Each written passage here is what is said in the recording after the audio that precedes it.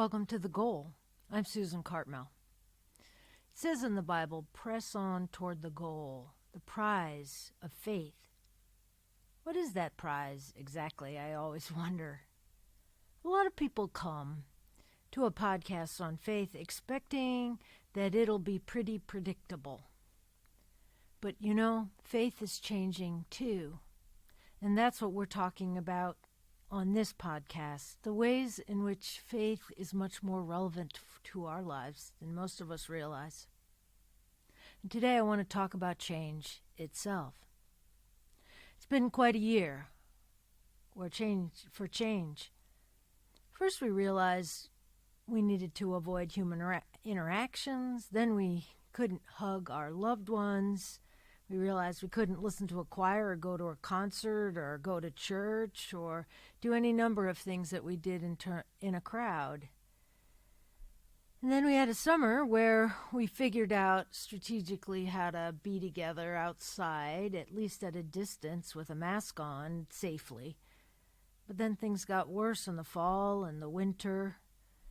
And we discovered this winter that it's really hard to be together at all. We can't figure out how to socialize. We've learned how to Zoom.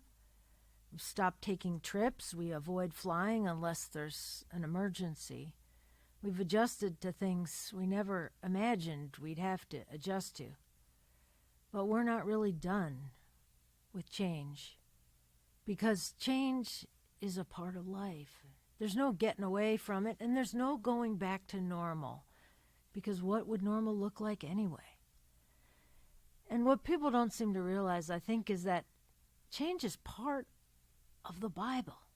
A lot of people come to churches or come to faith thinking that's going to be steady, predictable, reliable. But that's not how the Bible looks at life. The Bible says that everybody who has a meaningful life makes their way in life by adjusting to changes.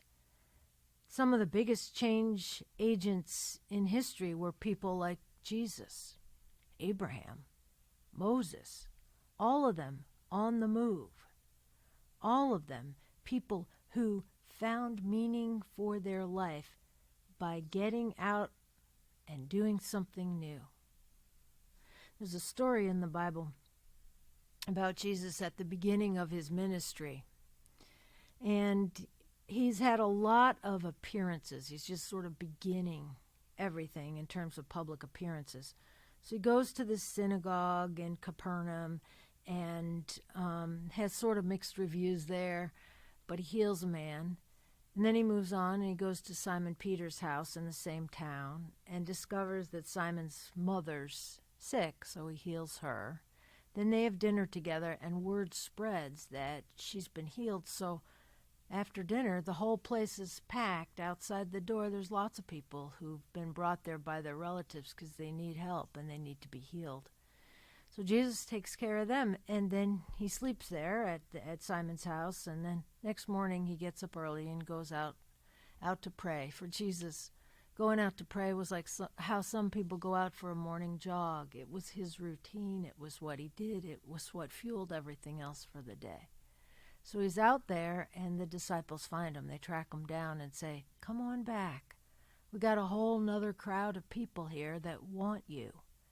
And he says, "No, I'm not doing that. We're moving on. We're not going back. We're going to the next town, and we're going to do the same thing there, or something new, I don't know. But if you want me to be predictable in those kind of ways, you need to find yourself a different rabbi." He just wasn't that person. They're trying to tempt him. They say, "Take a day here. Just take a break. You've had a busy weekend. Pace yourself. You can do a lot of good here." But when his disciples try to slow Jesus down, he won't be stopped. He insists on moving, no matter how many hurt feelings he leaves in his wake. He says, "We're moving on. I've called you to a life of constant change." And that's something to think about, isn't it? Progress involves continuous change, because life's like a river.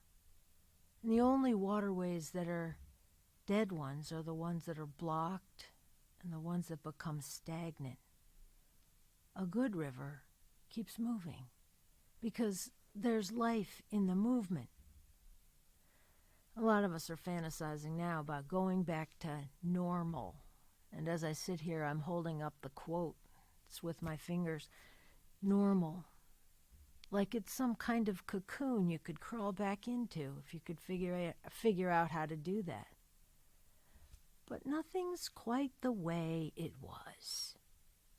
When the pandemic started a year ago, we're different. Life's different. Faith's different too. The only kind of faith that's really going to work for you is a faith that makes sense today.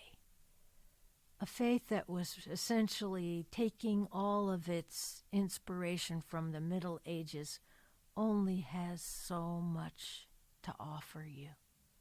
Faith needs to come alive. Faith needs to make sense. And Jesus says, I've come to usher in a new day.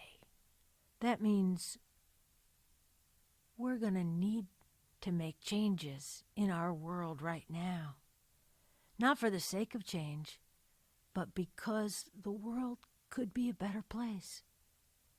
And we need those kinds of changes too. We need them as people who are alive to faith in the world. We've got a lot of work to do as people of faith. We need to wake up to all kinds of things, the dangers of climate change, the growing inequities of wealth in this country, the sin of racism. That's right, the sin of racism. Because we have never figured that out as a nation. 2 weeks ago, Reverend Raphael Warnock was sworn in as one of the new senators from Georgia. He's a pastor from Ebenezer Baptist in Atlanta and the first black person to serve as a senator from Georgia. Most of us don't really even know our history, myself included. We don't know the racism in our own government. Reverend Warnock is only the 11th black U.S. senator. In the whole history of the nation, he's the 11th. There were 2 black U.S. senators after the Civil War, when former slaves could vote for a little bit of time there, right after the war was over. And 2 black senators were elected from Mississippi. The first in 1870, Hiram Revels, was also a pastor like Warnock. He lasted in the Senate for 2 years before he was booted out on a legal technicality after days of Senate debate, when then he was shown the door. 4 years later, another black senator was duly elected from Mississippi, but after his term, the South passed laws making it impossible for black people to vote. And they backed those corrupt laws up with lynchings.